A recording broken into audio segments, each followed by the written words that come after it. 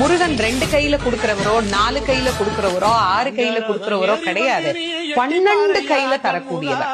கேட்டவருக்கு கேட்ட வரங்களை அல்ல, நினைத்தவருக்கு நினைத்த வரத்தை விட அதீதமான நலன்களை வாரி வாரி வழங்கக்கூடியவர்.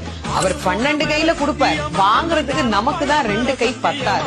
அப்பேற்பட்ட வள்ளலாக விளங்கக்கூடியவர் முருகப்பெருமான். அவர் வள்ளல்னா பக்கத்துல இருக்கிற அம்மா சும்மா கிடையாது, அவள் வள்ளி. இவர் 1 கொடுத்தா அந்த அம்மா 2 கொடுங்கன்னு வாழலாம்.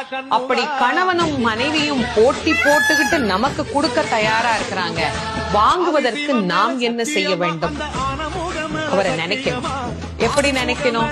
அரை நிமிஷமாவது நினைக்கணும். அரை நிமிஷம் எப்படி நினைக்கணும்? எனக்கு கொடுப்பாரு, எனக்கு கொடுப்பாரு, எனக்கு கொடுப்பாருன்னு நினைக்க கூடாது. முருகப்பெருமானை உள்ளம் உருகி, அந்த உள்ளம் உருகுகிற போதே நமக்கு அப்படியே கண்களில் இருந்து ஆனந்த கண்ணீர் அப்படியே பெருகும். அந்த கண்ணீர்